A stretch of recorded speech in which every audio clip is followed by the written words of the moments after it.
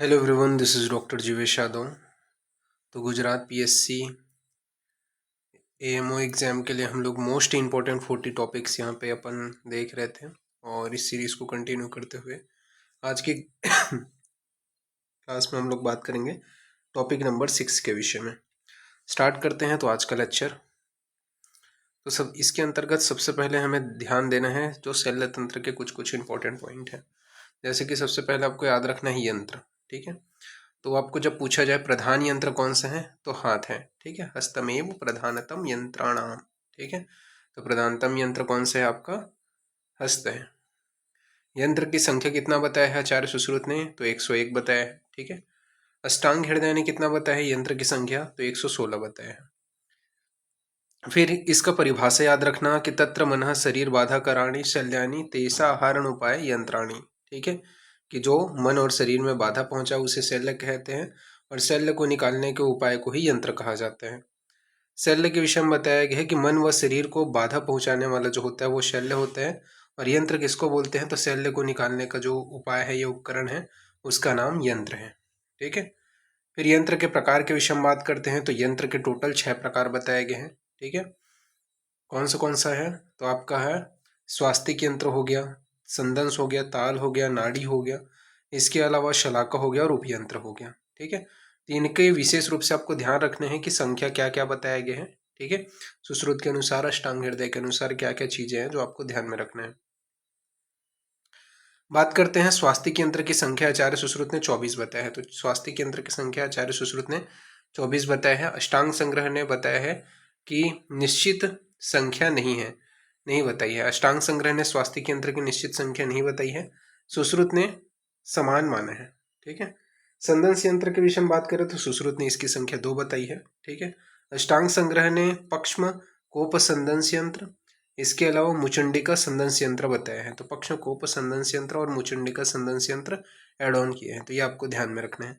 ताल यंत्र की जो संख्या वो आचार्य सुश्रुत ने 2 बताया है, सुश्रुत के समान ही अष्टांग संग्रह ने भी माना है, ठीक है। तो ये आपको ध्यान में रखना है ताल यंत्र।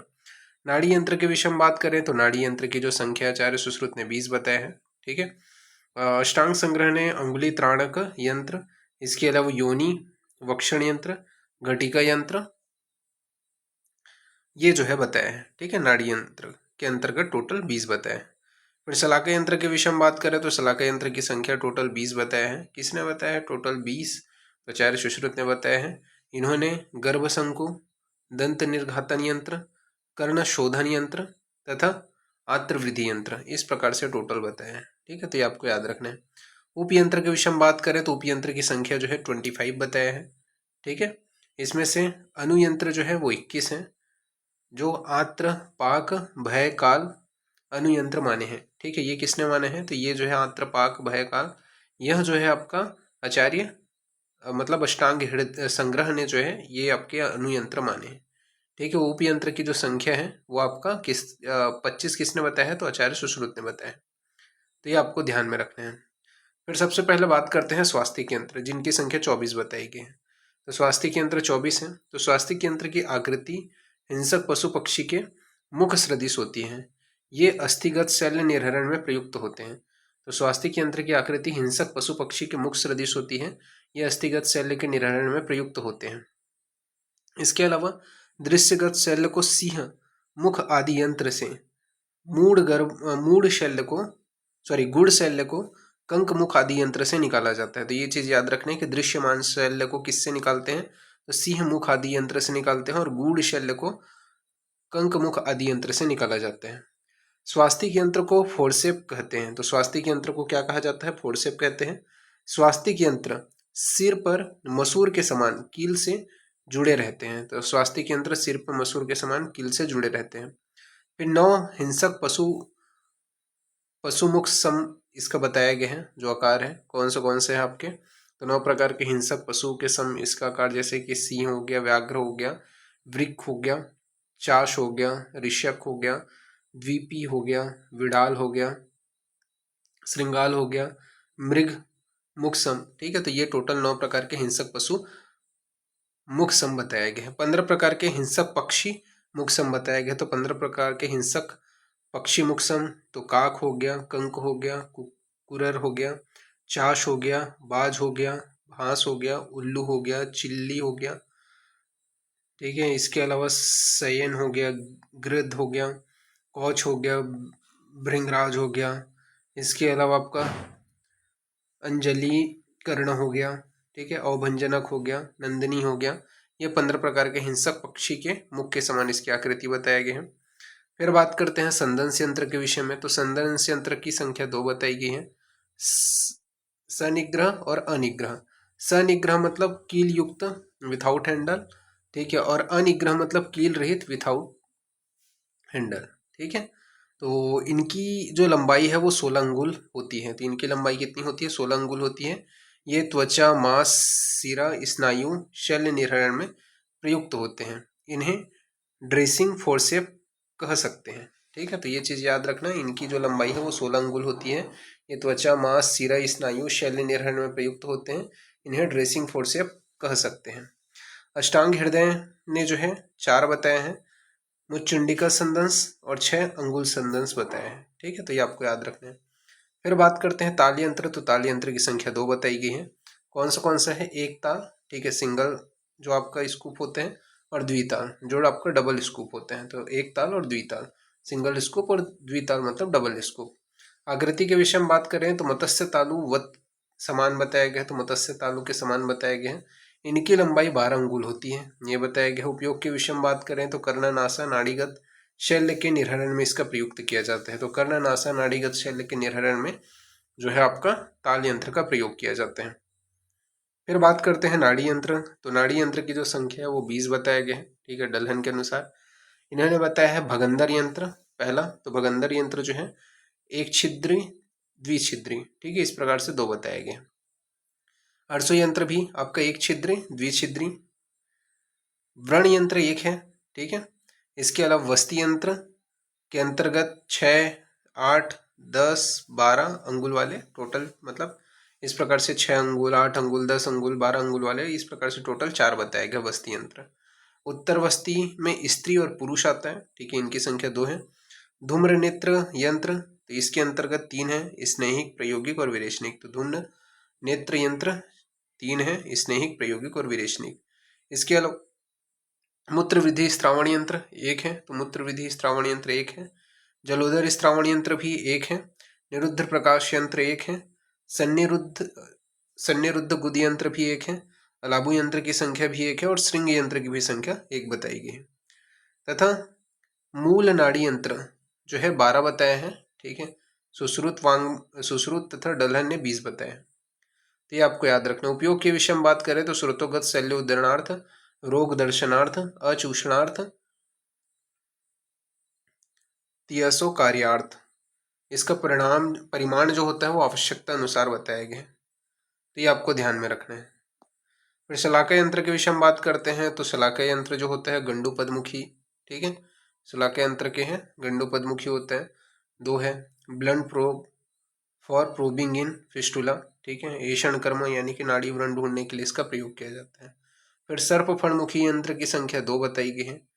रिट्रैक्टर है, ठीक है, व्यूहन ऊपर को उठाकर बाहर निकालने के लिए। अस्मरी निर्हरण में जो है वांगभट ने इसका प्रयोग बताया है। फिर सर्पुंखमुखी की जो संख्या 2 है, ठीक है, एरो लाइक होता है, ठीक है, चालन के लिए प्रयोग करते हैं। फिर वड़िसमुखी की संख्या 2 है। ब्लंट हॉर्ग्ड प्रोब होते हैं, मूड गर्भ आहरण के लिए इसका प्रयोग करते हैं। आहरण यानी कि खींच करके बाहर निकालने के लिए इसका प्रयोग किया जाता है। फिर इसके बाद है मसूर दाल मात्रामुखी। मसूर दाल मात्रामुखी की संख्या 2 है। अग्र भाग में कुछ नताग्र होते हैं। इसका उपयोग स्रोतोगत शल्य उदरणार्थ किया जाता है। तो इसका उपयोग स्रोतोगत शल्य उदरणार्थ करते हैं। फिर कृतोष्णमुखी शलाका की संख्या 6 है। तो करपास कृतोष्णमुखी शलाका की संख्या 6 बताई गई है। बात करें सिर पर रुई लिपटी रहती है, कार्य जो है प्रमार्जन क्रिया है, ठीक है, तो ये आपको याद रखना है। फिर इसके बाद में आपके खल या फिर दर्वाकृति शलाका 3, ये जो होता है कलछी के मुख के समान होता है और नीचे को मुख किया हुआ होता है, ठीक है। तो इनको आपको थोड़ा ध्यान में रखना है। इसका कार्य क्या होता है? तो क्षार औषध क्षार औषध प्राणिधानार्थ, ठीक है। तो क्षार औषध प्राणिधानार्थ ये इसका कार्य है। फिर जंबोमुखी शलाका, तो इनकी संख्या 3 है, तो जंबोमुखी शलाका की संख्या 3 है। अग्निकर्म हेतु इसका प्रयोग करते हैं। अंकुशमुखी शलाका जो है ये 3 होते हैं। अग्निकर्म हेतु कुल जो है वो 6 शलाकाएं हैं। अंजन शलाका जो है वो आपका 1 है, ठीक है। कलाय परिमंडल उभयता मुखी मुखुलाग्र, ठीक है। तो ये अंजन शलाका के विषय में बताया गया है। नासा अर्बुद हरणार्थ जो शलाका है वो 1 है, ठीक है। कोल अस्थि दल मात्र मुख, यानी कि बेर की आधी गुठली के समान मुख वाली, बीच से गहरी और किनारों पर तेज होती है। तो ये क्या है, नासा अर्बुद हरणार्थ शलाका के विषय में बताया गया है। फिर मूत्र मार्ग विशोधनी शलाका, तो मूत्र मार्ग विशोधनी शलाका में बताया गया कि मालती पुष्प विंत्राग्र प्रमाण परिमंडल मिति, ठीक है। तो मालती पुष्प के वृंत के अग्रभाग के समान मोटी शलाका होती है। तो मालती पुष्प के वृंत के अग्रभाग के समान मोटी शलाका होती है। ये क्या है, मूत्र मार्ग विशोधनी शलाका के विषय में बताया गया। फिर बात करते हैं उपयंत्र के विषय में। तो उपयंत्र की जो संख्या वो कितनी बताई गई है, तो 25 बताई गई है, ठीक है। इसके अंतर्गत आत्र पाक भय काल, ठीक है, ये अष्टांग संग्रह टोटल इस प्रकार से 21 बताया है, ठीक है। तो ये आपको याद रखना है। तो यहाँ पे कौन से हैं जो आपके 25 बताए हैं आचार्य सुश्रुत ने, तो वो उनके नाम अपन देख लेते हैं। कौन से हैं उपयंत्र, तो रज्जु, वेणिका, पट्ट, चर्म, अंतर्वलकल, लता, वस्त्र, अस्थिलाज्म, मुग्धम, पाणितल, अंगुली, दंत, जीवा, स्टीवन, शाखा, प्रवाहन, नख, मुख, बाल, अयस्कांत, ठीक है। तो इस प्रकार से यहाँ पे बताया गया। इसके अलावा आपका अश्वकंटक हो गया, हर्ष हो गया, ठीक है, अग्नि हो गया, क्षार हो गया और औषध हो गया। ये जो है आपके आते हैं, टोटल 25 है। उपयंत्र व अनुशस्त्र टोटल जो अगर बात करें तो 5 है। उपयंत्र और अनुशस्त्र के अंतर्गत क्षार, अग्नि, बाल, नख और उंगली, ये क्या है, उपयंत्र और अनुशस्त्र दोनों में आते हैं। तो क्षार, अग्नि, बाल, नख और उंगली, ये उपयंत्र और अनुशस्त्र दोनों में आते हैं। फिर बात करते हैं यंत्रों की कर्म के विषय में। तो 24 बताए हैं आचार्य सुश्रुत ने यंत्रों के कर्म। अष्टांग हृदय ने 15 बताए हैं। यंत्र कर्म तथा शस्त्र कर्म ये जो दोनों में कॉमन है वो कौन से हैं, ऐषण और आहरण, ठीक है। यंत्र कर्म और शस्त्र कर्म दोनों में ऐषण आहरण आपका आता है, ठीक है। तो ये थोड़ा सा ध्यान में रखना। और कौन से यहाँ पे तो आपका बताया गया है। यंत्र कर्म के अंतर्गत निर्घातन हो गया, ठीक है। निर्घातन, पूरण, बंधन, व्यूहन, वर्तन, चालन, विवर्तन, विवरण, पीड़न, मार्ग विशोधन, विकर्षण, आहरण। इसके अलावा अच्छान, उन्मन, विन्मन, भंजन, उन्मंत, आचूषण, ऐषण, दारुण, रुजुकरण, प्रक्षालन, प्रधमन और प्रमार्जन, ये सारे आते हैं। फिर यंत्र के दोष के विषय में बात करें तो 12 बताए हैं अष्टांग संग्रह ने भी। 8 अष्टांग संग्रह के अनुसार बात करें यंत्र के दोष तो 8 हैं। कौन से हैं, तो अति स्थूल, असार, अति दीर्घ, अति हास्व, अग्राही, विषमग्राही, वक्र, शिथिलम, अन्य उन्नत, मृदुकीलम, मृदुमुखम, मृदुपार्श्वम, ये क्या है, यंत्र के टोटल 12 दोष बताए गए हैं। फिर यंत्र के गुण के विषय में बात करें तो 6 गुण बताए गए हैं। कौन से हैं, समाहितानि यंत्राणि खर संलक्षण मुखानि च सुदृढ़ानि सुरूपाणि सुग्रहाणि च कार्येत, ठीक है। तो ये आपको ध्यान में रखना है कि समाहितानि, ठीक है, खर मुख वाला होना चाहिए, संलक्षण मुख, सुदृढ़ होना चाहिए, सुरूप वाला तथा सुग्राही, ये जो है यंत्र के 6 गुण हैं। सभी यंत्रों में प्रधान यंत्र कौन से हैं, तो कंकमुखी यंत्र हैं शल्य को निकालने की दृष्टि से। अष्टांग हृदय कार के अनुसार बात करें तो अष्टांग हृदय कार के अनुसार यहाँ पे आपका बताया गया है कि संदंश यंत्र जो है वो आपके 4 हैं और सुश्रुत ने इसकी संख्या 2 बताए हैं। 6 जो है अंगुल संदंश है, ठीक है, सूक्ष्म शल्यों के निर्हरण में तथा पक्ष्म के निर्हरण में इसका प्रयुक्त किया जाता है। मुचुंडिका संदंश के विषय में बताया गया है कि मुचुंडिका सूक्ष्म दंत जुर्मूल रूचक भूषणम, ठीक है, इसका उपयोग जो है वो गंभीर व्रण के मांस को निकालने में, मर्म रोग में एवं छिन्न शेष वस्तु को निकालने में इसका किया जाता है प्रयोग। फिर बात करते हैं नाड़ी यंत्र। तो नाड़ी यंत्र के अंतर्गत सबसे पहला आता है आपका अंतःशल्य अवलोकनी नाड़ी। तो अंतः शल्य अवलोकनी नाड़ी की इसमें 10 अंगुल लंबी और 5 अंगुल मोटी नाड़ी होती है। तो 10 अंगुल लंबी और 5 अंगुल मोटी नाड़ी बताए गए हैं। फिर शल्य निर्घातनी नाड़ी, तो शल्य निर्घातनी नाड़ी में बताया गया पद्मकर्णिकाय मूर्धग्नि सदृश द्वादश अंगुल्य चतुर्थ सुशिरा शल्य अपघातनी नाड़ी मता। ठीक है, तो ये जो है शल्य अपघातनी नाड़ी के विषय में बताया। फिर समी यंत्र के विषय में बात करें तो समी यंत्र में बताया गया कि अर्सो यंत्र के समान होते हैं, परंतु इसमें छिद्र नहीं होते। इसका उपयोग जो है अर्स को दबाने में होते हैं। ठीक है, नासा यंत्र के विषय में बात करें तो नासा अर्बुद और नासा अर्स में एक छिद्र वाली 2 अंगुल लंबी एवं प्रदेशनी अंगुली सब मोटी नाड़ी होती है। तो ये क्या है आपका नासा यंत्र में बताया गया है।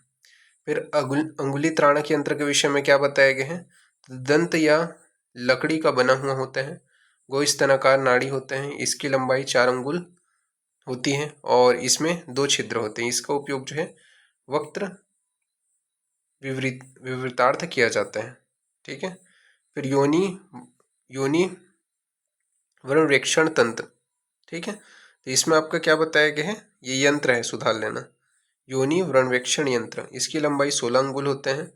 इसमें बोला गया है भोज मुकुला नाम, यानी कि कमल की कली के मुख के समान आकार का होता है। तो कमल की कली के समान मुख के आकार का होता है। षडंगुल यंत्र की जो संख्या है वो 2 है। इसकी लंबाई 6 अंगुल होती है। वस्ती यंत्र आकृति, यानी कि वस्ती यंत्र के समान आकार होता है। इसका उपयोग नाड़ी व्रण के अभ्यंग व प्रक्षालन के लिए किया जाता है। फिर इसके बाद में बात करते हैं घटी यंत्र। तो घटी यंत्र जो है वो अलाबू यंत्र की तरह होते हैं। तो घटी यंत्र क्या है, अलाबू यंत्र की तरह होते हैं। इसका उपयोग गुल्म रोग में विलयन कराने में किया जाता है। तो गुल्म रोगों में विलयन कराने के लिए घटी यंत्र का प्रयोग करते हैं। फिर द्विदार नलिका एवं पिच्छिल नलिका यंत्र के विषय में बात करें तो जलोदर में जल के निकालने के लिए इसका प्रयोग किया जाता है। तो द्विदार नलिका एवं पिच्छिल नलिका यंत्र का जलोदर में जल के निकालने के लिए प्रयोग किया जाता है। अर्स यंत्र जो होता है वो गोस्तनाकार होता है, 4 अंगुल लंबा होता है। मोटाई में पुरुषों के लिए 5 अंगुल होता है, स्त्रियों के लिए 6 अंगुल होते हैं। इसमें 2 छिद्र होते हैं। ठीक है, एक छिद्र रोग दर्शनार्थ होते हैं और दूसरा जो छिद्र होते हैं वो छेदन कर्म के लिए होते हैं। भगंदर यंत्र जो है उसके विषय में बताया गया है भगंदर यंत्र अर्स यंत्र के समान होते हैं। ठीक है, धूम्र यंत्र के विषय में बात करें तो धूम्र यंत्र में जो है समन जो है उसमें 40 अंगुल बताया गया है। मृदु जो है 32 अंगुल और तीक्ष्ण जो होता है वो 24 अंगुल होता है। तो धूम्र यंत्र के विषय में याद रखना कि समन 40 अंगुल, मृदु 32 अंगुल और तीक्ष्ण जो है वो 24 अंगुल बताया गया। फिर श्रृंग यंत्र के विषय में बात करें तो चूचक आकृति का होते हैं, स्त्रियों में चूचक के आकार का होते हैं। लंबाई जो है वो 18 अंगुल बताया गया है। रक्त आदि के अचूषण के लिए 3 अंगुल मुख वाला होता है। छिद्र के विषय में बात करें इसका तो सरसों के दाने के वत होते हैं, यानी कि सिद्धार्थक छिद्र होते हैं। इसका उपयोग स्तन विवृद्धि में दूषित रक्त निकालने के लिए किया जाता है। तो ये आपको ध्यान में रखना है। फिर अलाबू यंत्र के विषय में बात करें तो अलाबू यंत्र की जो लंबाई होता है वो 12 अंगुल होते हैं। ठीक है, मोटाई जो है गोलाई में 18 अंगुल होते हैं। 3 या 4 अंगुल इसका मुख वाला होता है। इसका उपयोग गुल्म रोग रक्त विस्त्रावण में करते हैं। शलाका के यंत्र के विषय में बात करें तो गर्भ शंकु यंत्र एक है। ठीक है, नताग्र शंकु के आकार का 18 अंगुल लंबा होता है। मूढ़ गर्भाहरण के लिए इसका प्रयोग किया जाता है। फिर सर्प फण यंत्र के विषय में बात करें तो ये भी एक है। वक्राग्र अस्मरी आहरणार्थ इसका प्रयोग किया जाता है। फिर सरपुंखा मुख यंत्र जो है ये भी एक है। दंत पालन के लिए इसका प्रयोग किया जाता है। ठीक है, फिर षट प्रमार्जन शलाका के विषय में बात करें तो इनकी संख्या 6 है। गुदा नासिका एवं कर्ण के प्रमार्जन के लिए 2-2 शलाकाएं होती हैं। ठीक है, तो गुदा नासिका और कर्ण के प्रमार्जन के लिए 2-2 शलाकाएं हैं। फिर कर्णमल शोधन यंत्र के विषय में बात करें तो कर्णमल शोधन यंत्र में बताया गया है कि अश्वत्थ पत्र के समान यंत्र एवं श्रु के आकार का होता है। ठीक है, तो ये जो है आपका कर्णमल शोधन यंत्र के विषय में बताया गया है। श्रुवे के समान का जो है ये आकार का होता है। अंजन शलाका के विषय में बात करें तो एक है, इनकी संख्या 10 अंगुल लंबी होती है। फिर इसके बाद में बताया गया अनुयंत्र। तो अनुयंत्र अष्टांग हृदय ने 19 बताया है, अष्टांग संग्रह ने 29 बताया है इनकी संख्या। कौन से हैं तो अयस्कांत, रज्जु, वस्त्र, अस्म, मुद्गर, आत्र, जीवा, बाल, शाखा, नख, मुख, दंत, काल, पाक, पाणी, पाद, भय, पट्ट, हर्ष, ये सभी आते हैं। वेणी, चर्म, अंतःवल्क, लता, अंगुली, स्टीवन, प्रवाहन, अश्वकंटक, अग्नि, क्षार और औषध अनुयंत्र नहीं माने गए हैं। ठीक है, तो ये चीज याद रखना है कि वेणिका, चर्म, अंतःवल्कल, लता, अंगुली, स्टीवन, इसके अलावा अश्वकंटक, अग्नि, क्षार और औषध ये अनुयंत्र नहीं माने गए हैं। तो इस प्रकार से यहाँ पे ये पॉइंट्स आपको ध्यान में रखना है और यहाँ पे ये जो है फिनिश होता है। नेक्स्ट क्लास में इसके आगे का कंटिन्यूशन करेंगे अपन। ठीक है, तो अभी के लिए इतना ही। Thank you.